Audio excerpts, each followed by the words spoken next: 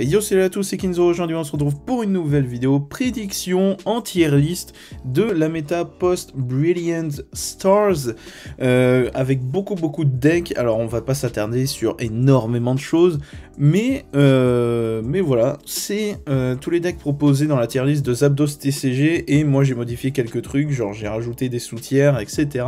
J'en ai mis un petit peu spécial aussi, et puis voilà, pour essayer d'être le plus complet possible, et puis voilà. Alors je vais vraiment taper au pif dedans, et je vous expliquerai pourquoi je l'ai mis là, etc. Prenons tout d'abord au pif Genesect avec Toxtricity. Alors évidemment, Fusion Strike est un archétype, disons ça, extrêmement fort. Et Genesect lui-même est ultra fort, c'est le moteur de pioche, et mine de rien, il a une attaque qui est pas trop mal, hein, 210. Donc voilà, bon, après ça s'arrête là, hein. Quitte à jouer Fusion Strike, vous jouez mieux, quoi. Mais bon, c'est pourquoi pas. Ensuite, qu'est-ce qu'on prend Ice Rider. Ice Rider post Brilliant Star, ça va être vraiment très bon, parce qu'il y a Arceus V-Star qui sera joué dedans, et du coup pour moi ça le propulse en tier 2. Avant je vous l'aurais mis en 2.5 voire Rogue, enfin tier 3. Là, entre Arceus V-Star, Path to the Peak et plusieurs trucs, vraiment ça le rendra bien meilleur. Voilà, alors toutes les cartes qui sortent dans Brilliant Stars, on verra après évidemment, hein. Je vous garde les nouveautés pour la fin. Ensuite, prenons Salazzle et Papillusion. Alors si vous connaissez pas Salazzle, donc c'est quoi? C'est Malamandre, je crois, en français. C'est un truc qui, pour 2 énergies incolores, fait 70 multiplié par le nombre de statuts sur le Pokémon adverse. Et Papillusion, ça brûle, empoisonne, rend confus le Pokémon adverse. Donc ça fait 270 sur Malamandre. Potentiellement, avec Choice Belt qui arrive, ça fait du 300. Bref, c'est marrant. Bon, de là à le mettre dans les rogues, non. Mais en vrai, c'est un petit deck sympatoche. Du coup, je l'ai mis en Sefen. Voilà, qu'est-ce qu'on a d'autre? Prenons Suicune Ludicolo, tiens, qui lui, par contre, est vraiment excellent comme deck. Post-Brilliant Stars, il va pas avoir grand changement, il va avoir le Manaphy potentiellement, parce que Suicune V avec Ludicolo, ça joue pas mal de Pokémon avec pas beaucoup de PV, et Rapid Strike Shiforce existe toujours, mais le snipe de banc, ça se fera beaucoup moins, je pense, post-Brilliant Stars, mais ça reste quand même un argument en sa faveur, donc pour moi ça sera un bon tier 2. Par contre je le mets avant Ice Rider, parce que, en fait, je pense qu'ils sont plus ou moins à égalité. Et encore, il y a le Ludicolo. Quoique, non, je vais le mettre devant Ice Rider, si je peux. Voilà, comme ça. Mais pour moi, ils sont plus ou moins à égalité. Quoique, hein, en vrai, Suicune est un peu meilleur, je pense. C'est pas évident, mais il y aura peut-être des trucs pour les départager après. Ensuite, on va prendre le Lézargus, l'ancien, donc celui de Rebel Clash, je crois, un truc dans le genre, qui est pas mal, hein. Honnêtement, j'aime beaucoup le deck. Il a un aspect un peu contrôle, et du coup c'est pour ça que je le mets en rogue. Il est pas non plus excellent, mais il est plutôt pas mal. Mais ça sera peut-être un des plus bas dans rogue, et encore on verra, hein. Parce que lui, son truc ça va être de snipe le banc, et Manaphy existe, du coup c'est assez chiant. Donc bon, je le mets devant Genesect Turbo, on va dire ça comme ça, parce que le snipe de banc ça reste quand même vachement fort, et puis lui il a un côté contrôle, alors que Genesect il va certes très vite, mais 210 c'est pas suffisant. Mais bon, il a quand même de quoi faire. Voilà, ensuite qu'est-ce qu'on a d'autre? On a Pyrobut avec Cincino, donc c'est quoi? C'est Pachmila déjà. En vrai c'est plutôt sympathique aussi, mais voilà, rien, ça n'ira jamais tâter la méta, donc voilà, je le mets avant Salazzle, parce que Salazzle il a, alors Balafree, je commence à dire beaucoup trop de noms en anglais, donc Papillusion, il est certes stage 2, mais on a accès à un Chrysacier et un Chenipan qui peuvent évoluer tour 1, enfin qui... Vous les mettez, ils peuvent évoluer le tour où ils ont été posés, donc c'est ultra fort, ça rend le Butterfree vraiment excellent. Alors que Pyrobut, bah, voilà, c'est un petit peu... Bah, c'est un stage 2 obligatoire. Disons que Flambino et la Pyro, il n'y a rien qui peut les faire évoluer tout de suite. Bah, il y a Super Bonbon, quoi, c'est tout. Voilà, alors qu'est-ce qu'on a d'autre? Nous avons le Kyogre Amazing... Non, pas du tout, c'est pas du tout le Amazing Rare, c'est le... celui de Célébration. Alors en vrai, dans le principe, il est vachement fort, c'est juste qu'il est full random, du coup, je vais le mettre dans Rogue, parce que... Quoique... Non, je vais le mettre dans Sefen, mais il est vraiment ultra awkward, donc je vais le laisser dans Sefen. Il est awkward parce que bah, c'est full random, quoi. En fait, vous pouvez défausser 5 énergies haut, et auquel cas vous allez déglinguer le banc adverse, ou alors vous en faites pas du tout. Bon, certes, ça vous oblige, le deck a genre 35 cartes énergie dans le deck, pour utiliser pleinement l'attaque de Kyogre, mais du coup ça fait que le deck il est inconsistant au possible. Enfin bref, ça reste quand même assez marrant comme deck. Et puis voilà. Tac, prenons d'autres trucs au pif. Tac, Sandakanda.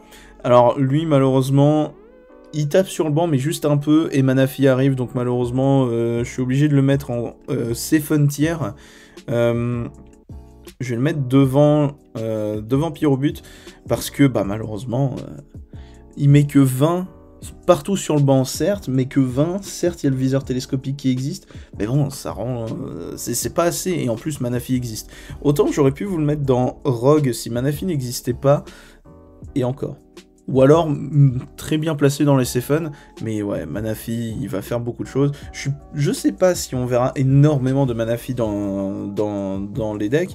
Je parle de Manafi comme si c'était une évidence. En gros, c'est qu'il bloque les attaques sur le banc. Enfin, vous pouvez pas taper le banc s'il est là. Voilà, le contexte est posé. Et du coup, bah, Dunaconda, tout son intérêt, c'est de mettre des dégâts partout sur le banc. Et s'il y a une carte qui dit que tu peux pas le faire, eh ben ça n'a plus aucun intérêt, donc voilà. Ensuite, qu'est-ce qu'on peut prendre? Un Hoopa Moltres, le deck que j'adore. Vraiment, je l'adore comme deck. Le problème qu'il a le deck, c'est qu'il y a certains match-ups qui vont être vraiment, vraiment mauvais pour lui. Mais, bah, du genre les trucs qui snipe le banc, comme Voltali, comme Rapid Strike Shiforce, mais comme je vous l'ai dit, bah, y a Manafi qui est là, et du coup pour moi ça rend le deck encore meilleur. Alors là on voit juste Hoopa Moltres, mais ça peut être potentiellement Dark Box. J'ai pas fait gaffe s'il y avait Tenefix. Ah si, il y est. Bon, admettons que Tenefix Mogogo, là que je montre, ça soit un Dark Box, donc c'est-à-dire avec Hoopa et Sulfura. On le verra après. Et du coup, bah juste Hoopa Moltres, c'est moins bon que Dark Box, je trouve. Du coup, pour moi, ça va être un tier 2, mais un très très solide tier 2. Du coup, je vais le mettre devant Suicune. Tac. Voilà, comme ça. Parce que, en fait, le deck, il est vraiment bon, parce que les One Prizer, soit c'est très bon, soit c'est vraiment mauvais. Et, bah, parce que quand on pense One Prizer, on pense pas 300 de dégâts en un tour, quoi. Et en fait, le truc, bah déjà qu'il soit type ténèbres dans un monde où Mew est le tier 0, enfin tier, peut-être pas tier 0, mais en tout cas le deck le plus joué et de très loin, bah c'est quand même ultra intéressant d'avoir un deck basé sur des types ténèbres, et juste parce que bah ouais, le deck il est bon, quoi. Donc voilà pour ce qui est de Hoopa Moltres. Ensuite on a un Fermit Meul, bah voilà, c'est marrant. En vrai c'est marrant, les decks Meul, il y en a très très peu, bah il y en a pas du tout à part lui d'ailleurs. Donc voilà, c'est fun. Tiens, bah, on va balancer des petits decks un peu au pif là, par-ci par-là. Fulgudog. En fait, Fulgudog, c'est juste parce qu'il y a le Voltoutou qui recycle les objets, et ça c'est marrant. Mais bon, ça s'arrête à peu près là. Je vais le mettre devant le Kyogre. Et le Fermit, je vais le mettre devant le Kyogre aussi. Voilà.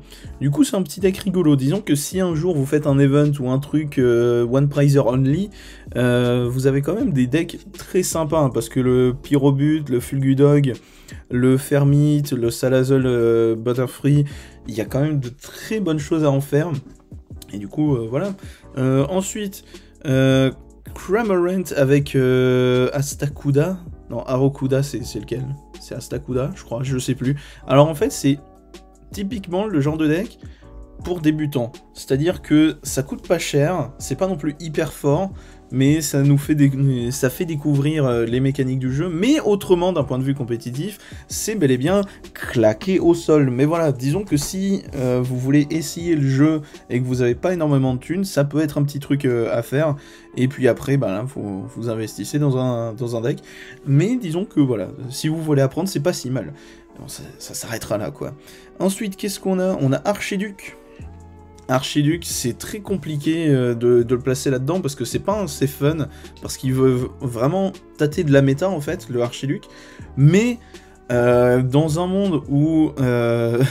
où t'as 20 milliards de trucs qui outrepassent soit son talent, soit qui sont juste des Pokémon One Prizer. En fait, Archiduc, il se fait éclater par, par Mew parce qu'il outrepasse le talent. Les éventuels Inteleon peuvent se setup dans les decks hauts, ou pas Moltres, yes et Piatros. Spectra existe hein, comme supporter, c'est un peu chiant de cramer une supporter pour outrepasser un Archiduc, mais au moins ça marche. Donc bon, du coup, je vais quand même le mettre en rogue parce que il peut quand même faire des trucs. Disons par exemple, s'il affronte un Suicune Ludicolo, si le gars a pas le temps de setup, c'est une Téléon, ça devrait bien se passer. S'il affronte par exemple, je dis un truc au pif, Rayquaza, il s'en sort très bien. Il affronte un Gengar, il peut très bien s'en sortir. Un Dolman, je prends des trucs vraiment au pif, hein. Il peut très bien s'en sortir. Mais contre la plupart des gros decks de la méta, que ce soit genre Voltali, Mew, je reprends tout le temps l'exemple de Mew parce que c'est le meilleur deck, c'est le deck le plus représenté, bah en fait il va pas s'en sortir du tout. Mais voilà, je vais le mettre devant Genesect. Voilà. Mais c'est très dur de le placer actuellement en fait.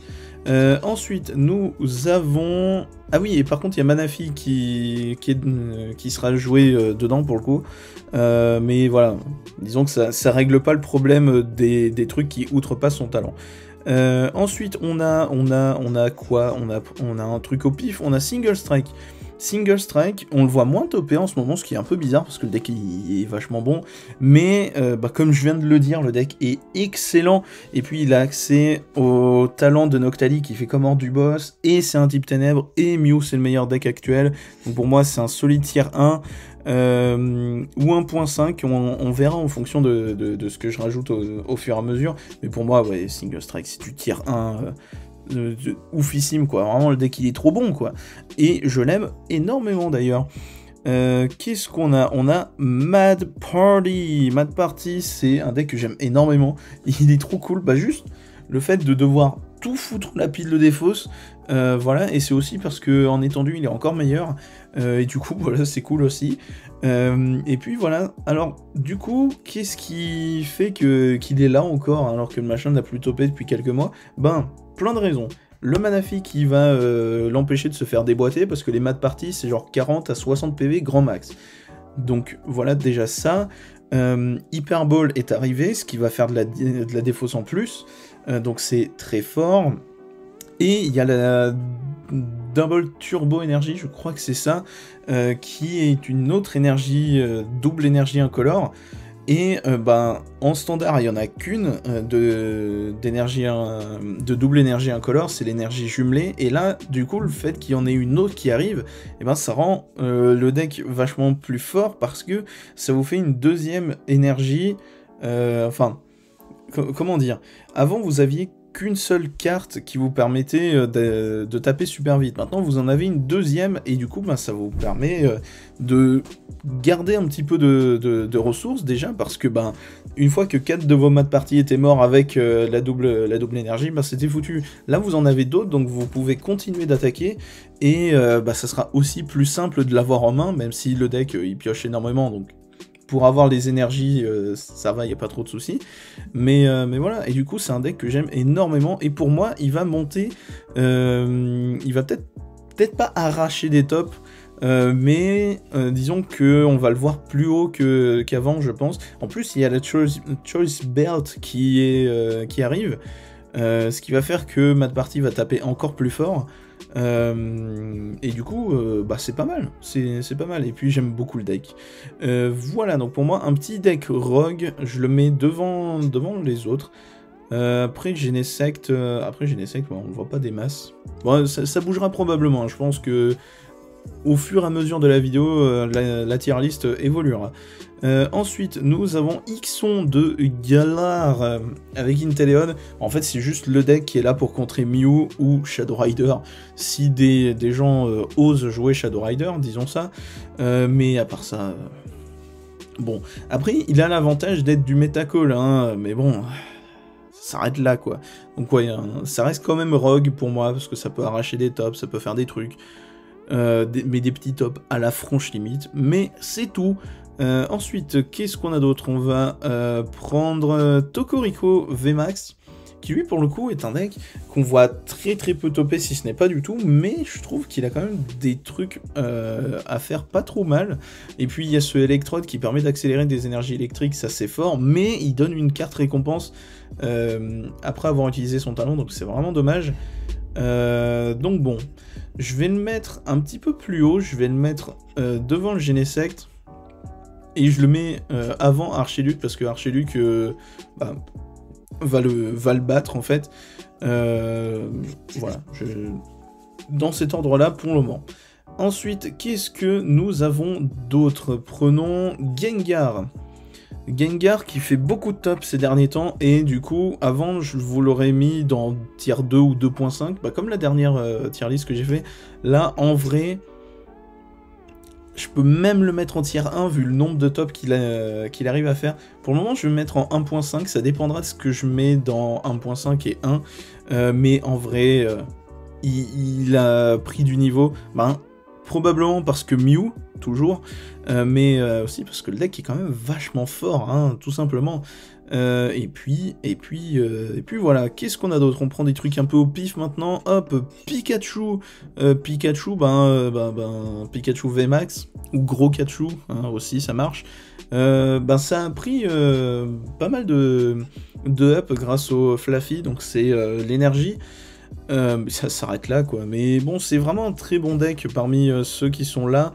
Je vais le mettre avant le Salazzle, parce que Salazzle, ouais...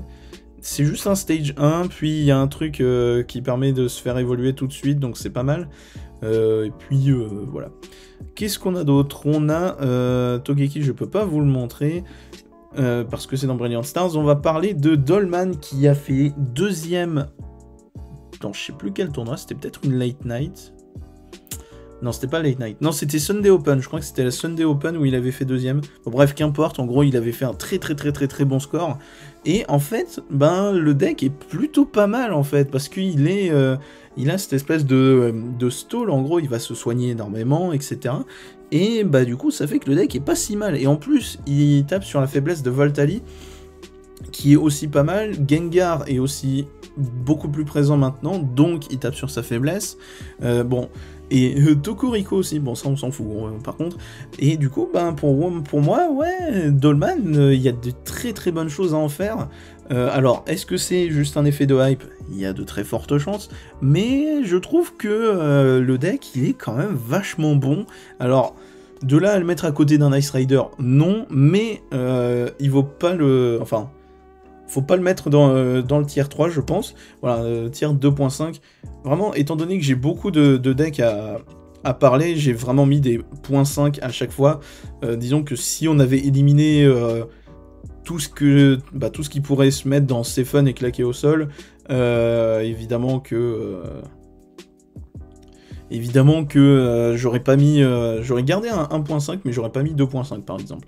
Voilà, alors, passons à la suite. Nous avons Wailord, que je vais mettre en Sephon, mais vraiment dans les plus hauts du Sephon, parce que il a 280 de base, la cape d'endurance marche sur lui, donc c'est-à-dire que c'est littéralement une V, mais à 330.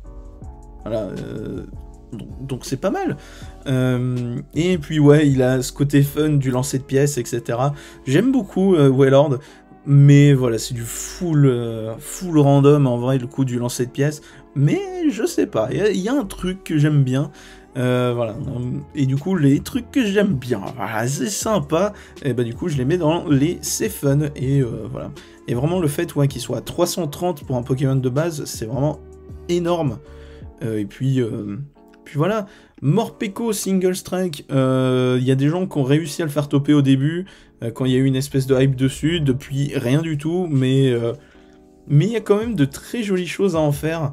Après, il servait souvent de x1 dans Single Strike pour Mew toujours.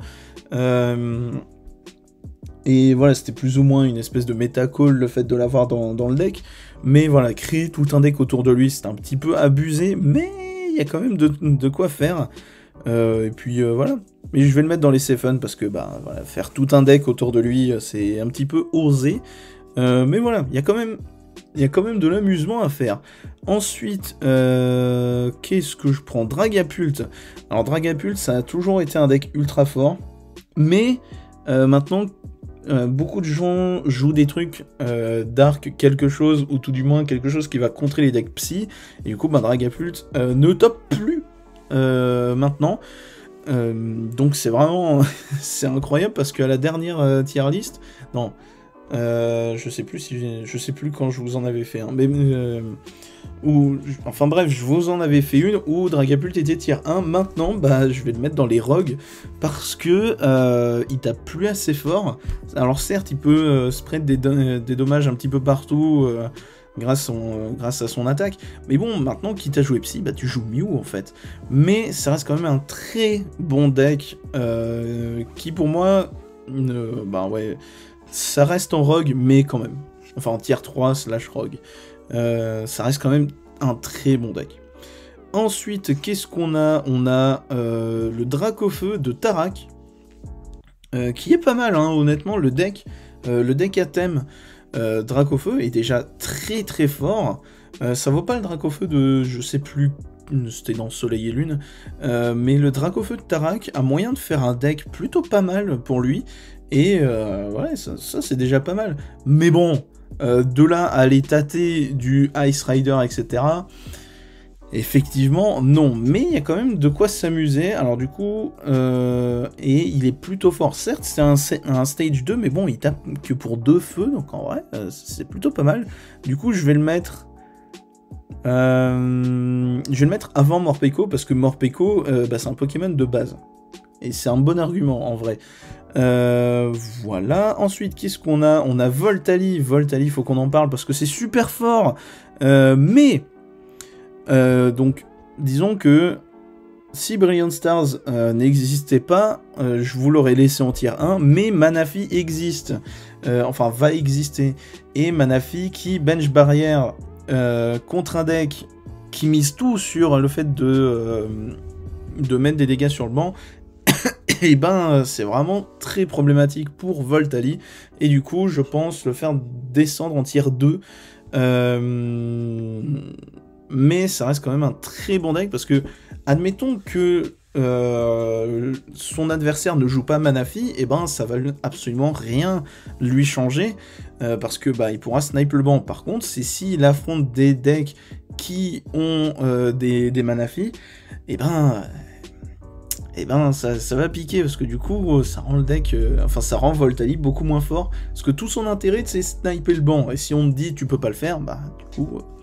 voilà, et du coup, pour moi, ça le fait descendre en tier 2. Alors attention, ça va être un excellent tier 2, je pense. Je répète énormément le « je pense » parce que ça reste mon avis, hein. Ça se trouve, vous pensez que Archiduc est au niveau de Mew, et vous aurez raison, parce que Archiduc, ça reste quand même vachement fort. Malheureusement, non. Je fais une petite blague là-dessus, parce que Archiduc était... si vous m'avez connu dès le début de cette chaîne, était mon Pokémon à moi, jusqu'à ce que Philali VMAX existe. Parlons de Philali VMAX, il était évidemment au niveau de Mew, d'ailleurs il serait même au-dessus, il aurait fallu que je crée une catégorie spéciale Leafeon. C'est une blague, malheureusement il n'est pas au niveau de Mew, il en est malheureusement assez loin, mais Philali V-Star existe, et il est extrêmement fort. C'est simple, il fait hors du boss. Et faire hors du boss dans un deck qui fait potentiellement du 242 dommages avec la VMAX, c'est pas mal en fait, hein. Et du coup, pour moi, alors peut-être pas tier 2, parce que mine de rien, Ice Rider, Suicune, etc., c'est probablement un peu meilleur, mais c'est probablement le deck le plus solide du tier 2.5. qui peut aller jouer un petit peu avec les tiers 2. Voilà, par exemple, je sais que j'ai pas trop de galère contre Ice Rider ou Suicune Ludicolo quand j'ai le bloqueur d'outils. Et du coup, bah voilà. Pour le moment, je vais le laisser en 2.5. On verra plus tard. Cinderace avec Demolos, donc c'est un single strike mais de type feu. Bon, c'est pas non plus oufissime, je l'ai mis en 2.5 en attendant. C'est malheureusement pas oufissime parce qu'il demande, je crois, 4 énergies. Alors certes, pardon, dont une seule feu, mais bon, faut les mettre les autres énergies, quoi. Et puis, bon, voilà. Mais ça reste quand même plutôt fort. Parce que bah, ça reste une VMAX déjà, donc 320 PV. L'attaque, elle brûle le Pokémon adverse, donc c'est pas mal aussi. Mais bon, le problème c'est qu'il demande beaucoup trop de cartes, enfin d'énergie. Et en plus, il y a le boost des énergies Single Strike potentiel, parce qu'il est Single Strike. Mais bon, ça s'arrête là, quoi. Mais ça reste un deck plutôt sympatoche. Je vais le mettre avant Salazol. Puis voilà. Rayquaza, depuis que les gens jouent chez Rose dedans, et ben ça rend le deck vachement meilleur. Mais bon, ça s'arrête là malheureusement. Est-ce que je le mets en rogue? Je sais pas. Je sais que le deck est quand même assez fort, hein. Il met des grosses patates, mais le fait que feu électrique et de se baser par exemple sur l'énergie, bah, c'est un peu complexe. Ça demande, en fait, ça demande beaucoup trop de cartes. Mais bah mine de rien, il met des grosses patates, donc bon, pourquoi pas. Alors en vrai, je le mets pas dans Stéphane, je le mets dans Rogue, mais un des plus bas du Rogue, parce que bah malheureusement, il faut une feu, une électrique, de quoi recycler tes énergies électriques, donc on est obligé de jouer l'énergie et chez Rose. En fait, le truc c'est que Rayquaza VMAX demande trop de cartes pour fonctionner. Et puis voilà, ensuite... Regidrago c'est très fort. C'est très fort parce que ben, pour une énergie feu, 2 plantes, ou... Bon, je crois que c'est ça. Oui, c'est ça. Une feu et 2 plantes, bah, ça fait 240. C'est un Pokémon de base, donc c'est vraiment très très bien. Mais 240, c'est pas assez en fait. À part si on go second et qu'on arrive à placer les 3 énergies d'un coup, ce qui n'est pas possible, parce qu'on est obligé de passer par... Cherim et l'autre, j'ai plus les noms français, donc désolé. Mais voilà, et du coup 240 c'est pas assez, et le deck veut quand même go first, donc voilà, c'est un peu complexe. Mais le deck reste quand même très très bon, et je vais le mettre devant le Wailord. Parce que lui au moins c'est un basique, qui est sûr de faire des dégâts en fait. Enfin... Wailord, c'est aussi un basique, mais il est pas sûr de faire suffisamment de dégâts, alors que Regidrago, 240, tour 1, enfin tour 2 potentiellement, ça reste quand même pas mal. Mais le problème, c'est qu'il faut et des énergies plantes, et des énergies feu, et du coup, c'est obligé de se baser sur Cherim et... je sais plus. Donc, voilà, c'est le même problème que Rayquaza, c'est que ben, il demande trop de trucs différents, sauf que lui au moins ben, il peut c'est un basique, voilà, tout simplement. Et Rayquaza, je le mets plus haut parce que il a plus de PV, il fait de la draw et il peut one shot un peu n'importe quoi. Il a cette possibilité là. Voilà, ensuite qu'est-ce qu'on a? On a Eternatus ou Eternatif pour les intimes, ceux qui comprendront. C'est très fort. Eternatus, c'est vraiment très très fort parce que Mew aussi, mais en fait pas que ça, parce qu'il y a le Hoopa V qui est dedans. Est-ce qu'on le verra? Ouais, non, on le voit pas avec Eternatus, donc on imagine qu'il y a Hoopa V dedans. Et en fait, Eternatus, il est déjà de base très très fort. Mettre 270 pour 2 énergies ténèbres, c'est quand même plutôt pas mal. Avant, il fallait les mettre manuellement. Maintenant, il y a le sulfurat de Galar, plus du coup échange d'énergie. Donc, l'émaillé écrasant, il faut moins peur. Bon, ça commence à dater, je sais, mais qu'est-ce qui se passe entre-temps? Maintenant, on a les Hyperballs qui marchent super bien dans le deck. Et ben, il y a Mew, hein, voilà, il y a Mew, il y a potentiellement Dragapult, il y a pas grand chose qui a la faiblesse ténèbres, mais Eternatus, il va marcher de ouf face à Mew, etc. Et il a aussi accès au Hoopa V, qui prend, donc, évidemment, type ténèbres, parce qu'il est type ténèbres de base, mais il prend aussi le type psy. Et le problème de Eternatus, c'est quand il affronte un deck combat, donc que ça soit Dolman, Single Strike, Rapid Strike aussi, de toute façon, les deux Chifours, etc., etc. Et ils leur ont littéralement donné un Hoopa V qui, certes, demande 3 énergies. Mais bon, disons que énergie de la main, Sulfura, Talent Sulfura, échange d'énergie, Roy, c'est un exemple. Je sais pas si ça se fait comme ça dans Eternatus, je suis pas sûr. Mais voilà, il y a un monde où le Hoopa V est pas trop dur à setup, en fait. Et ben du coup, le Hoopa V, il est aussi de type psy. Voilà, il a son talent qui fait qu'il est aussi de type psy. Du coup, ben, il va aller doser les Chifours, etc. Ça tombe bien, Chifours, il a 330. Et Hoopa, il tape à 170, faiblesse x2, 340. Ça one-shot l'intégralité du metagame. Globalement, hein, sans les Big Charm, etc. Donc, ben, le support de Hoopa marche super bien dans Eternatus. Mais 270, c'est pas assez, je trouve.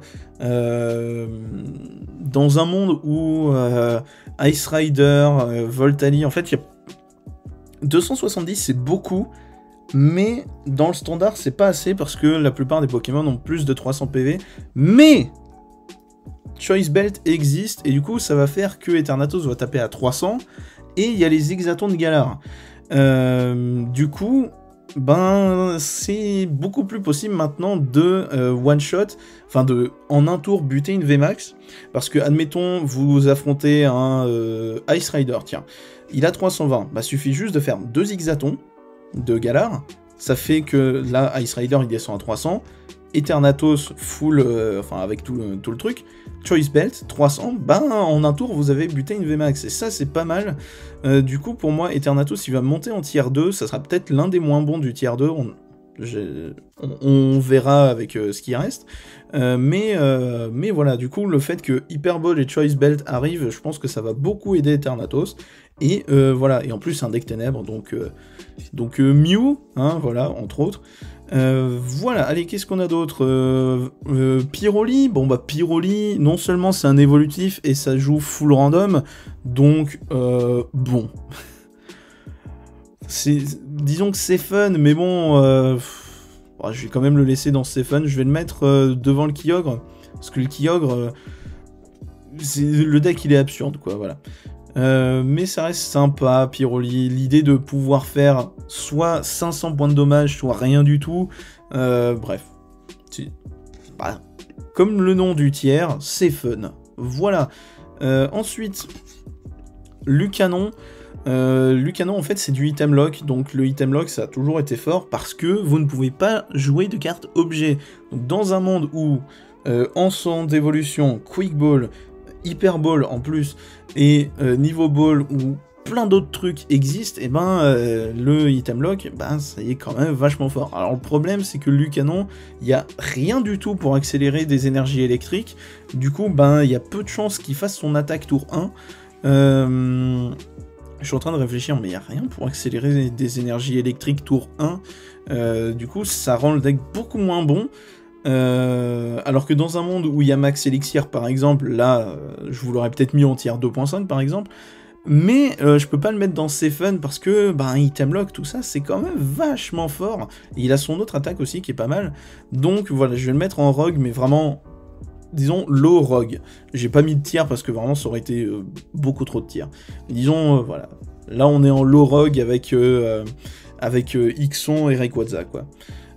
Sylveon, donc c'est plus ou moins Rapid Strike Box parce qu'on peut pas faire un deck Sylveon uniquement, et c'est pas mal hein, comme deck, parce que mine de rien il a accès à Brass égale VMAX, donc il tape sur la faiblesse feu, il a le Rapid Strike Chifours qui, comme vous le savez, est super fort, ça tape sur la faiblesse combat potentiellement, et il y a plusieurs autres trucs, et en fait Sylveon c'est plutôt pas mal comme deck.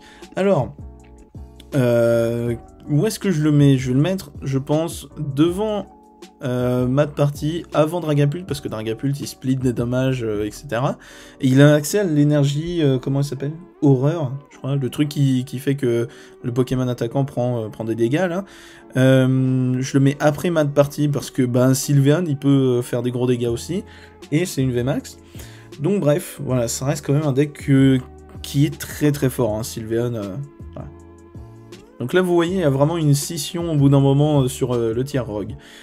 Ensuite, nous avons Boreas. Boreas, en fait, on le voit pas, mais je trouve le deck vraiment très bien, parce que c'est un single strike Shiforce qui défausse pas d'énergie. Bon, il défausse des stats, mais au pire, t'en joues plus, et voilà, c'est tout. Et du coup, en fait, on le voit pas beaucoup, mais alors que le deck, il met beaucoup de... Enfin, certes, il demande beaucoup de cartes énergie pour taper, je crois qu'il en demande 4, 3 ou 4, pour faire son attaque à plein potentiel, mais il y a l'énergie jumelée, et il y a la double turbo énergie, donc déjà... Ça fait 2 à la place de 1, c'est déjà pas mal. Il a accès au Démolos pour accélérer des énergies, il a accès à l'énergie puissance aussi, le truc qui rajoute 20 de dégâts.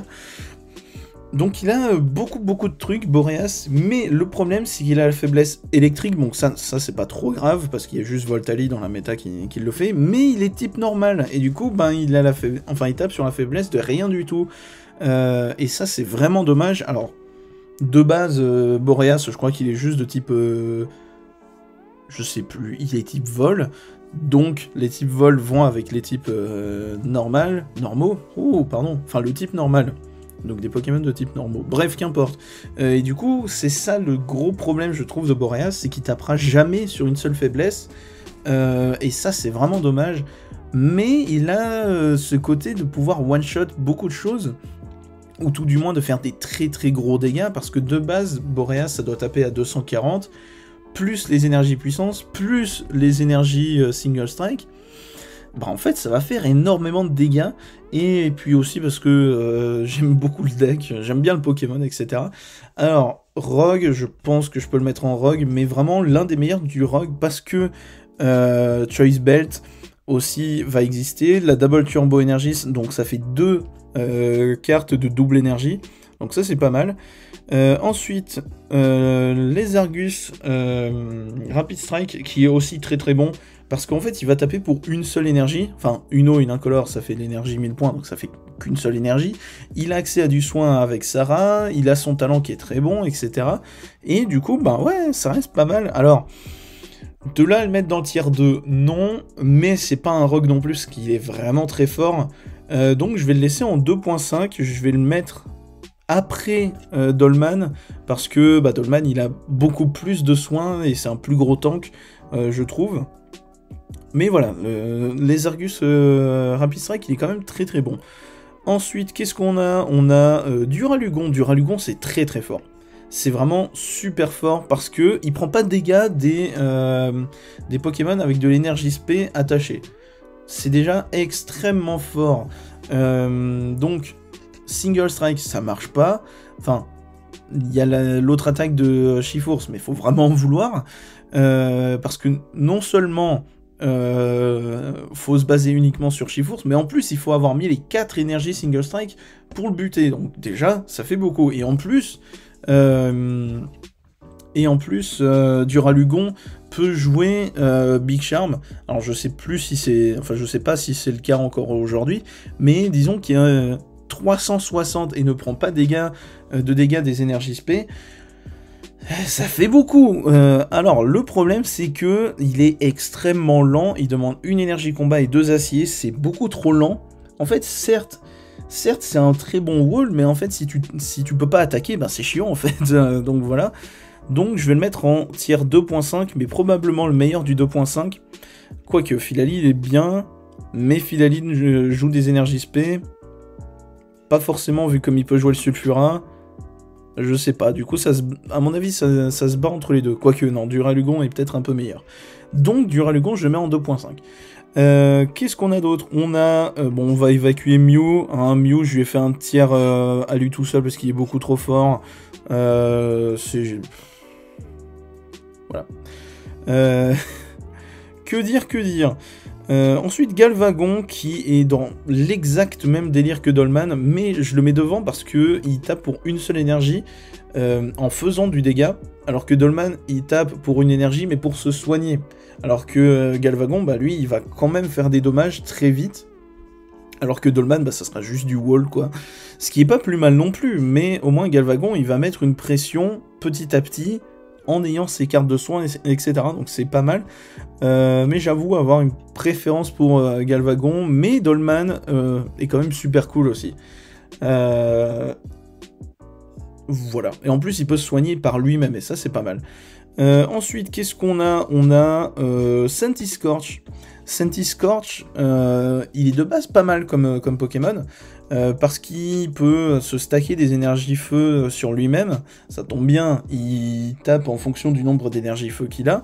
Mais non seulement ça, et en plus dans Brilliant Stars, il y a le bassin magma, je crois que c'est ça le nom français, qui va accélérer des énergies feu.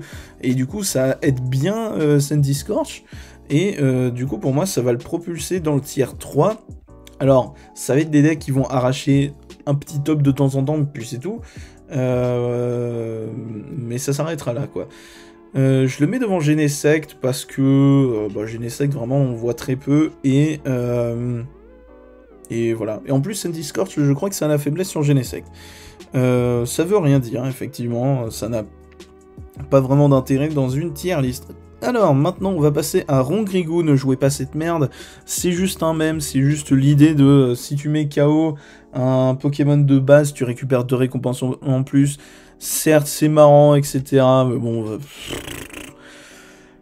À part si le mec en face, il brique à mettre que des Larméléons, t'as pas moyen de gagner avec Rongrigou, quoi, voilà, tout simplement. Donc c'est claqué. Mais c'est marrant. Mais je peux pas le mettre dans Stephen parce que par exemple Kyogre il a des chances de gagner. Rongrigou c'est juste sa mécanique se base sur un truc beaucoup trop simple quoi. D'ailleurs je vais rajouter Lugulabre dans les claqués au sol parce que en fait il se base sur la main adverse. Il fait 70 dégâts multiplié par le nombre de cartes trainer dans la main adverse. Donc sur le papier c'est pas mal. Mais ça se contre un peu facilement. Tu te mets à main 0 ou alors tu gardes juste des Pokémon dans la main. Voilà. C'est tout. c'est pas bien compliqué en fait à contrer. Et du coup, certes, il a le talent qui bloque les outils. Mais il y a de moins en moins de gens qui jouent des outils. Alors il y a la Choice Belt qui sera énormément jouée. Mais bon, disons que si ton Lugulabre VMAX du haut de ses 320 PV ne fait que 70... Bon, c'est pas ouf quoi.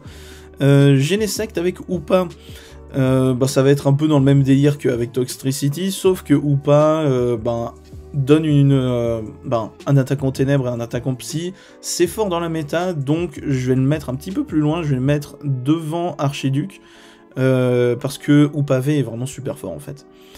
Voilà, ensuite Darkbox, enfin Tenefix et Smogogo, que du coup là je vais nommer comme Darkbox. Là par contre c'est vraiment super fort. Et en plus il peut jouer le fameux Manafi. Donc ouais, pour moi je vais le mettre en tier 1.5. Parce que ouais, il est super fort quoi. Le Tenefix il a rien à prouver. Le Smogogo qui bloque le talent en ordre général, c'est absolument démentiel. Enfin voilà, Darkbox, enfin ce Darkbox là, si on peut l'appeler comme tel, c'est vraiment excellent. Ensuite, Beedrill avec Zapdos, alors j'imagine que c'est une counterbox avec tous les différents piafs de Galar, etc. C'est très fort, mais... comment dire, mais non, en fait, j'ai rien à dire, c'est juste très fort, mais... ça reste que des basiques, donc du coup ils ont pas énormément de PV, et du coup suffit qu'ils tombent face à un deck contre qui ils ont pas la faiblesse, et c'est foutu. Je vais le mettre devant le Lézargus, l'ancien Lézargus, parce que le fait de pouvoir taper sur plein de résistances, enfin sur plein de faiblesses justement, ça reste quand même super fort. Cette vidéo va durer hyper longtemps, mais c'est pas grave. Sinistrel, bah non, il y a chez Minvestar, donc je peux pas vous en parler. Qu'est-ce qu'on a tiens, Zeraora avec Brazegali, c'est pas mal aussi, hein, parce que Zeraora, il va snipe des dégâts, mais comme je vous l'ai dit, Manafi est là, et puis mine de rien, 100 plus 160 sur le banc, c'est pas non plus si ouf que ça, mais bon, pour moi, je le mets dans le tier c'est fun, mais il a quand même des chances de faire 2-3 petits trucs sympas en tournoi, quoique, je vais le mettre... Ouais, je vais le mettre devant le Lucanon. Mais voilà, c'est... Là, on est vraiment sur du low rogue, hein, on va pas se mentir. Qu'est-ce qu'on a? On a Sepiatros Rapid Strike, qui est très très bon comme deck. Mais... Quoi? Ah non, bah non, il y a Manafi, je me répète, mais bon, au moins... Ah ouais, bah oui, mais pour le coup, c'est vrai. Le problème de Sepiatros, c'est que c'est un one-prizer, du coup, ça a très peu de points de vie. Sepiatros lui-même en a que 120, et son monteur de pioche, c'est Pashmila, qui a 90, donc c'est-à-dire qu'il se fait éclater par Voltali, etc. Et du coup, ben, maintenant qu'il y a Manafi, eh ben, le banc va être sécure, et ça va être super bien. Du coup, ça va le faire monter pour moi jusqu'avant Philali, parce que Philali va avoir en plus ses petits trucs de soins potentiels. Donc voilà.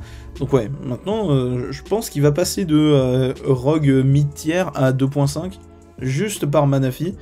Et aussi parce qu'il y a la Hyperball potentiellement. Quoique, ça fait défausser des cartes, donc c'est un peu moins intéressant. Bah, je sais pas si Hyperball sera dedans en fait. Lapras VMAX, c'est très cool comme deck, mais il demande beaucoup trop de cartes énergie. Je vais le mettre à côté du Wailer parce qu'ils ont plus ou moins le même style. En gros, le surcharger d'énergie pour que ça fonctionne. Voilà, ensuite nous avons quoi? Nous avons Zacian Zamazenta qui est très fort. Tac, je vais le mettre en tier 2.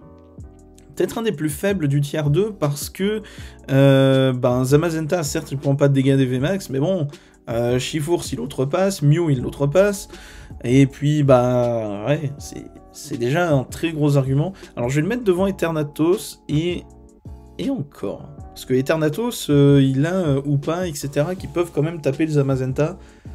Ah non, je vais le mettre avant. Je vais le mettre avant, mais pas de quoi le placer en tier 2.5 quand même. Voilà, qu'est-ce qu'on a d'autre? On n'a plus grand chose des extensions dernières. Rapid Strike Shifours avec Moltres, je vais le mettre en tier 2 devant Philali.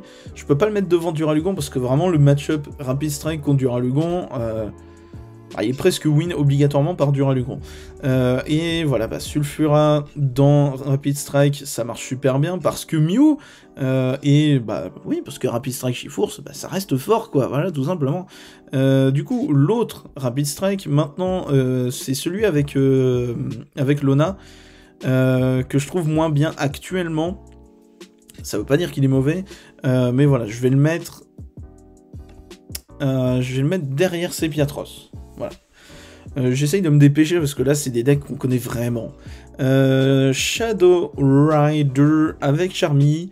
Shadow Rider, ça reste très fort, mais très très loin d'être aussi fort qu'en étendu. Parce qu'en étendu, c'est vraiment oufissime. Si vous avez vu ma vidéo sur Shadow Rider en étendu, vous le saurez. Mais le deck est quand même vachement bon. Je vais le mettre devant le Lézargus, enfin l'ancien Lézargus, derrière Counterbox, parce que dans Counterbox, bah, ça veut dire ce que ça veut dire, et ça veut aussi dire qu'il y a Sulfura de Galar, et ça c'est pas rien. Et ouais, malheureusement, bah, c'est un deck psy, et dans un monde où pas Moltres, Darkbox, Eternatus, Gengar et Single Strike existent, bah, du coup, c'est tout de suite plus la galère. Et je crois qu'on a plus ou moins fait le tour. Ah non, il y a Bronzong avec Corvus qui peut faire un deck stall avec Cheryl. Mais ça s'arrête là. Je vais quand même le mettre dans le tier rogue parce qu'il a ce potentiel avec la capsule mémoire et le dialga de célébration pour recycler des cartes. Donc ça c'est pas mal aussi. Mais voilà, où est-ce que je peux le mettre? Je vais le mettre... Ouais, après le Genesect. Voilà, et normalement, à part le Victini, on devrait avoir fait le tour. Oui, ça doit être ça. Victini qui est fort, mais malheureusement on le voit beaucoup moins parce que beaucoup moins utile. Mais il est quand même très fort. Je vais le mettre devant le Lézargus parce que, bah ouais, Victini, il a un petit côté contrôle aussi, il peut jouer les mailles écrasants et tout, donc voilà, c'est pas mal. Je vais même le mettre devant Shadow Rider, voilà, tout simplement. Puis Victini, ça reste quand même super fort, hein. Une feu, une incolore, 120, enfin 100 plus 120 si c'est une V, ce qui a, comme vous le voyez, de très fortes chances d'arriver. Bah voilà. Ensuite, là, du coup, normalement, on n'a que des trucs post-Brilliant Stars, et on va voir ça tout de suite. Cette vidéo va faire 1 heure, ma connexion internet va pleurer quand je vais uploader cette vidéo. Bref, qu'importe. Maintenant, on va prendre au pif là-dedans, et du coup, tac, l'euphorie avec Cherensker. Cherensker, ça fait que si un Pokémon incolore, enfin de type normal, a des marqueurs de dégâts, vous pouvez le reprendre à la main ainsi que toutes les cartes qui lui sont attachées, donc c'est super fort, parce que déjà votre l'euphorie de base, il va être monté comme un tank, parce que 250 pour une V de base, c'est quand même vachement bien, plus la cape d'endurance, ça fait 300, et si en plus vous avez moyen de le soigner en quelque sorte avec Cherensker, c'est cool, sachant que de base, ben, ça joue les hyper potions. Voilà, l'euphorie, ça le rend tout de suite vraiment très fort, je trouve. Et du coup, pour moi, je vais le faire monter jusqu'à Victini. Parce que Victini, il va être... il va mettre 220, et après, je sais pas. Ah, mais Victini, il a un côté... Je sais pas. Non, je vais le mettre devant Victini. J'allais dire, il a un côté contrôle avec les mailles écrasants. Bah, c'est pas grave, l'euphorie, il rattache les énergies depuis la pile de défausse. Voilà. Ensuite, on va prendre Torterra avec les Argus. Torterra, en fait, ça tape à 50 multiplié par le nombre d'évolutifs de l'adversaire. En gros, si vous affrontez, par exemple, je sais pas, un Sepiatros, vous allez faire des dégâts monstrueux. Si vous affrontez Zacian Zamazenta, vous avez perdu. Voilà, donc c'est littéralement du Metacall, mais en plus c'est un Stage 2, c'est type plante, donc ouais, c'est pas si ouf que ça. Je vais le mettre derrière le Dracofeu, voilà. Mais en plus c'est Torterra, donc vas-y, c'est cool. Qu'est-ce qu'on a Entei avec Suicune et probablement avec Raikou, qu'on voit pas ici, donc les 3 chiens légendaires de Johto. En fait c'est tout simple. Vous vous souvenez de Suicune avec le talent qui fait draw 1 et pour une eau, une incolore fait 20 plus 20 multiplié par le nombre de Pokémon sur les bancs. Et ben c'est simple, Entei et Raikou ils font exactement pareil mais avec une énergie de leur type. Et du coup ça rend super bien parce que ça vous fait une attaque, enfin vous avez accès à la faiblesse eau, feu et électrique. Alors, il n'y en a pas des masses, la faiblesse eau, elle est pas très utile, la faiblesse feu, il y a Zacian Zamazenta, et la faiblesse électrique, il y a Suicune lui-même, je crois. Mais voilà, ça fait pas énormément de trucs, mais au moins, vous avez accès à, non seulement à différents attaquants, c'est uniquement des two-prisers, et vous avez des faiblesses qui sont pas non plus mauvaises. Donc, c'est plutôt intéressant. Alors... de là à le mettre dans le tier 2.5, etc., je sais pas. Ouais, mais non, après, il y a Suicune qui est quand même vachement fort, et même si ça tape pas sur les faiblesses, ça fait quand même beaucoup de dégâts. Oh non, je vais quand même le mettre en 2.5, en fait. Je vais le mettre devant Philali, parce que Entei est type feu, tout simplement. J'essaye de trouver des petites explications, quand même. Voilà, ensuite... nous avons Mimikyu avec Acerolas Prémonition. En fait, c'est un truc un peu con. D'après mes souvenirs, c'est si... Acerolas Prémonition, ça fait genre défausser une carte de la main adverse, et il y a une attaque de Mimikyu qui fait défausser une... qui fait défausser une carte de l'adversaire, mais l'autre attaque de Mimikyu est en combinaison avec Acerolas Prémonition. En fait, ça aurait été mieux que Acerolas Prémonition soit une des conditions de l'attaque qui fait défausser une carte à Mimikyu. Enfin, je sais plus si c'est défaussé ou renvoyé dans le deck, bref. Et du coup, en fait, la combinaison entre les deux, elle est super mal faite. Et puis, ouais, c'est un deck psy avec 20 milliards de types d'arc dans la méta. Du coup, ça va rester dans les safe fun. Et encore, il a peut-être une place parce qu'il a un pseudo côté contrôle. Je vais le laisser là. Et encore. Ouais, si, je vais le laisser là. Ensuite, nous avons Pachirisu avec Corboss. Corboss V, il a comme talent d'avoir... Enfin, qu'il peut avoir 4 outils sur lui. Déjà, ça c'est génial. Et le Pachirisu, il fait un truc du genre 30 multiplié par le nombre d'outils sur les Pokémon. Et du coup, bah en fait, quand t'as 4 corps boss qui ont chacun 4 outils dessus, en fait, ton Pachirisu, il va faire des dégâts de ouf. Et du coup, ben, c'est assez marrant de se baser uniquement sur Pachirisu, mais tout l'intérêt du deck est juste là parce que corps boss V, il est pas terrible comme attaquant.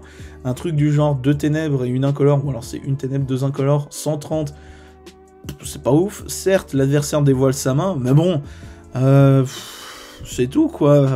C'est pas oufissime. Mais voilà, il va hyper bien dans la catégorie des Sefen. Voilà. Je vais le mettre après Malamandre. Voilà, ensuite Corboss, alors pour le coup je connais pas le Farfaduvé, donc je vais le mettre avec l'autre. Ça se trouve le Farfaduvé est excellent, mais pour le coup je ne saurais vous dire malheureusement. Simiabraz. Simiabraz, il fait exactement la même chose que Pyroli, sauf que Pyroli, c'est un stage 1 d'évolution, il a 320 PV, il fait plus de dégâts potentiels, alors que Simiabraz, c'est un stage 2 d'évolution, il a moins de PV, évidemment, et il fait moins de dégâts avec ce type d'attaque. Il fait exactement pareil, hein, c'est dévoile les 5 cartes du dessus, s'il y a des cartes énergie, ça fait 80 multiplié par le nombre de cartes énergie que tu as trouvé, sauf que lui, bah ouais, comme je dis, stage 2, moins de PV, enfin bref. Du coup, malheureusement, je suis obligé de le mettre dans claqué au sol. Et ça me fait bien chier parce que j'adore Simiabraz. Mais au moins, lui, quoique... Bah, il y a un côté c'est fun, certes, mais bon, stage 2, c'est lent, quoi. Non, je suis obligé de le mettre en tiers c'est fun à côté de Pyroli. Voilà. Ensuite, Togekiss avec Cherensker. Ça va être dans le même délire que l'Euphorie, où en gros, ça va être plus ou moins tank. Sauf que Togekiss, bah lui en plus, il va tuto des cartes, du coup c'est quand même vachement bien. Et pour moi, bah, je vais le mettre avec l'Euphorie, parce que c'est plus ou moins dans le même délire en fait. Voilà, ensuite nous avons les Chenizelles. En gros, ça fait 20 ou 30, je sais plus, plus 10 multiplié par le nombre de Pokémon dans votre pile de défausse, donc ça peut être un attaquant secondaire pour Mad Party en plus. Ce qui peut être assez rigolo, sachant qu'en plus bah, c'est les 4 Chenizelles différents, donc c'est-à-dire qu'il va y avoir un type un type plante, un type combat, un type acier. Ouais c'est ça, je crois qu'il y en a que 3. Sauf que plante et acier c'est pas ouf actuellement, mais le type combat lui par contre est plutôt intéressant. Donc voilà, ça peut faire un attaquant secondaire pour Mad Party, c'est marrant, mais là au vu de l'image, c'est bien évidemment un deck pur qui juste restera fun et ça sera à peu près tout. Je vais le mettre devant Pyroli, enfin voilà. Le problème c'est que ça va pas taper suffisamment fort, parce que vraiment 30 de base, bon, faut bien une attaque de base, mais juste 10 multiplié, bon, c'est pas assez. Lucario, lui, il est vraiment très cool.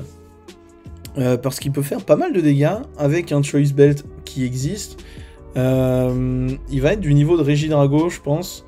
Et encore. En gros, il fait un truc du genre 10. Et on défausse autant d'énergie combat que l'on veut, donc de lui. Et il fait un truc du genre 60 pour chaque. Et il a un talent qui fait qu'il met une énergie combat directement depuis le deck sur lui, et il se met 2 marqueurs de dégâts. Et du coup, bah, ça fait que son attaque, elle peut potentiellement faire 180. Avec la Choice Belt, ça monte à 210. Et il y a pas mal de V dans le standard qui ont 210. Donc ça peut one-shot des V, ce qui est pas dégueu. Et il a la faiblesse combat qui le rend aussi plutôt exploitable. Mais c'est un stage 1 d'évolution. Donc c'est un peu plus lent, mais en vrai je pense qu'il y a quand même des trucs à en faire. Pour le moment je vais le mettre dans la catégorie Rogue, rien que pour son type, mais ça va être du low Rogue, je sais pas trop où le mettre en fait. Je vais mettre devant le Ixon, voilà. Je pense qu'il y a quand même des trucs à en faire, parce que 180 plus 30 grâce à Choice Belt, en étant stage 1 d'évolution, je trouve ça pas dégueu. Donc voilà. Ensuite, Floatzel, donc c'est Musté flotte avec le maillet écrasant, donc c'est-à-dire contrôle. J'adore contrôle. C'est Zoroark contrôle, même ou Water control, mais ça joue Zoroark. c'est du deck contrôle pur et dur, c'est-à-dire qu'il y a du maillet écrasant, vous voyez ce genre de truc, et j'adore. Perso, j'adore, c'est ultra brain comme deck, genre vraiment, faut avoir un cerveau, mais j'aime beaucoup, et le Flotzol, il va être exceptionnel parce qu'il va recycler les maillets écrasants, et voilà, hein, et vous savez à quel point maillet écrasant est une carte amusante, et du coup, bah voilà, ça rend le truc vraiment ultra intéressant. Alors, c'est très compliqué d'estimer une place dans la méta, parce que, bah, contrôle, quoi. C'est-à-dire que si c'est entre les mains de bons joueurs, il va faire des trucs sympas, si c'est entre de mauvais joueurs, bah, il fera pas de trucs sympas. Je vais le mettre au niveau de Shadow Rider Charmy, dans ces eaux-là, parce que, bah, de base, il est quand même plutôt pas mal, hein, tourné autour de maillet écrasant et tout, mais en plus, le fait de le recycler, ça, c'est vraiment pas mal. Ensuite, Entei avec la cape d'endurance, bah en fait c'est comme le Suicune Entei bidule qu'on a vu. Où est-ce que je l'ai mis d'ailleurs? Je l'ai mis en 2.5. Bah du coup, juste basé sur Entei, bah c'est moins bien, parce que du coup certes, on a un truc qui fait comme Suicune, mais Suicune V, lui, il a une faiblesse vraiment... Ah, quoique... Bah non. Ah non, parce qu'il y a Zacian Zamazenta. Je vais le mettre dans les tiers 2, je vais le mettre au niveau du Lézargus, à peu près. Parce que, j'allais dire, Suicune, il a la faiblesse eau qui est pas très importante, mais Entei, il a la faiblesse feu, qui est plus importante, parce que Zacian Zamazenta est potentiellement Filali. Voilà. Mais du coup, là, si je m'en fie à cette image-là de Entei Suicune, c'est que les deux sont dans le deck, et du coup, bah, ça rend le truc un peu meilleur. Ensuite, Café Master avec Charmy, je sais même pas ce qu'ils font ensemble, donc je vais le mettre dans Tier 7. Excusez-moi, j'ai pas eu le temps de m'informer surtout sur un machin qui ressemble à rien comme deck. Sinistrel avec Shaymin. J'adore Shaymin comme Pokémon, mais la V-Star, elle est pas si ouf que ça, hein, malheureusement, parce que elle fait relativement peu de dégâts. Donc, ouais, bah, malheureusement, voilà. Après, Sinistrel est quand même pas dégueu comme Pokémon, mais maintenant que Egro n'existe plus, enfin, ça fait un moment maintenant, hein, mais voilà, bah, Sinistrel, c'est quand même beaucoup moins bien, donc je sais pas trop. Peut-être, ouais, Lorog à la limite.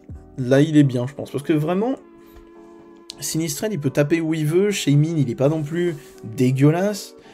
Donc, ouais, je pense qu'il peut quand même faire 2-3 petits trucs en rogue, etc.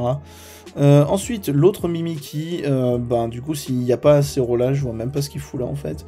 Je vais le mettre à côté de l'autre. Voilà. Parce que... Là, ensuite, on va taper dans du lourd. Évidemment que je les ai gardés exprès, quoique j'aurais dû garder Suicune Entei à côté. On va taper dans du lourd parce que là, les 4 là, ils vont être vraiment très bons. Shadow Rider, de base, Shadow Rider c'est fort, mais on a Whimsicott, donc c'est Farfaduvé V-Star, qui est, lui par contre, excellent, parce qu'il fait comme Giratina EX en son temps, c'est-à-dire qu'il va faire du log de Stadium, d'outils...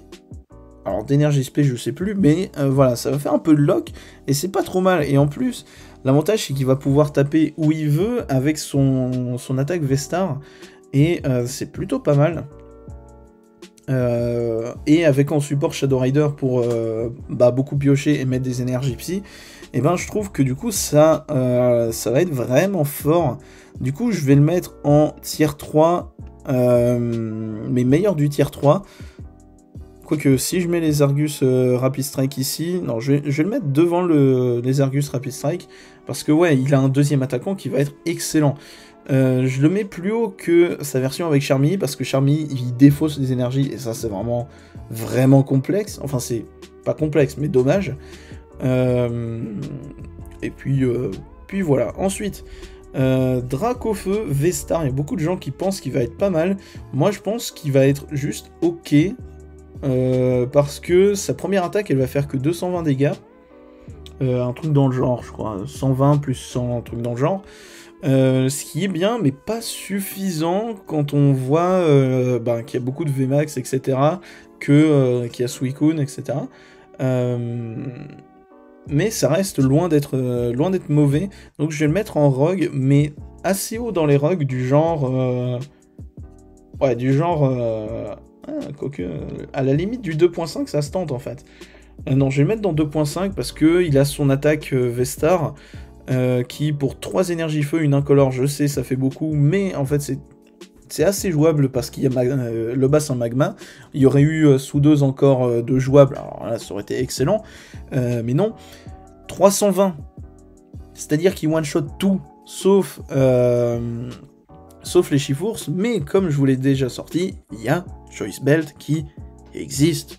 Voilà, ensuite nous avons Raichu, qui est très fort et qui va être joué avec Arceus Vestar. Évidemment qu'on va en parler, c'est pas pour rien que je l'ai mis à la fin. Raichu qui lui va être très fort pour plein de raisons, parce qu'il y a l'énergie, il y a Arceus Vestar. Il se setup tout seul, c'est un Pokémon de base V, donc c'est-à-dire qu'il donne que 2 récompenses. En fait, il tape super fort. Raichu, il va vraiment taper extrêmement fort.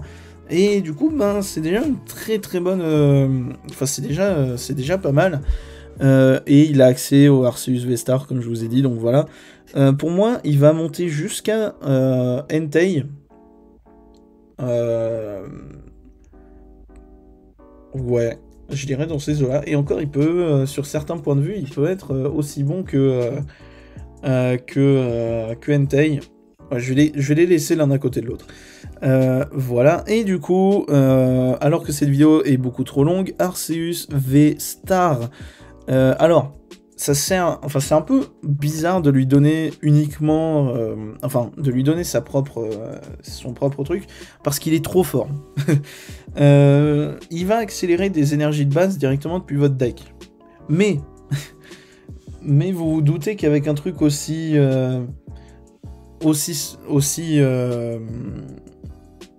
simple, aussi facile, eh ben, il va pas avoir forcément son deck à lui tout seul. On va pas jouer Arceus V-Star, on va jouer Arceus Ice Rider, on va jouer Arceus Sinistrel, je dis des trucs au pif, on va jouer Arceus Rayquaza, c'est des exemples. Et du coup, en fait, on peut le mettre dans un peu n'importe quel tiers. Hein. Disons que si on le met en rogue, c'est pour aider des Tokoriko, des Rayquaza.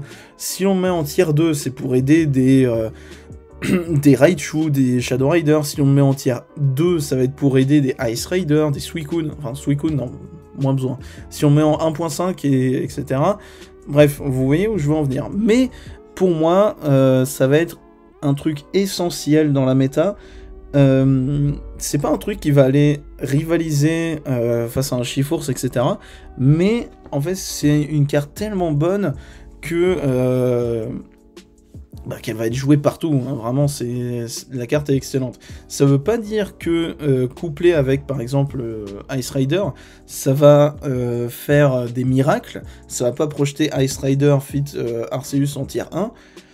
Mais ça va aider énormément. Et du coup, voilà, je vais le mettre en tier 2 parce que il est... Enfin, Arceus quelque chose, c'est pour moi quand même un peu inférieur à Darkbox, Single Strike, etc. Voilà pour ce qui est de cette tier list beaucoup trop longue, avec une vidéo beaucoup trop longue également. Du coup, voilà. N'hésitez pas à débattre de cette tier list dans les commentaires, à donner votre avis. Également, je mets à votre disposition la tier list. Alors, je ne sais même pas si ça va vous donner accès à ma version ou à la version de Zapdos TCG, je ne sais pas. Bref, voilà, j'ai la gorge complètement sèche, ça fait littéralement 1h10 que je parle. Bon, j'espère que cette vidéo vous aura plu. C'était Kinzo. Allez, salut!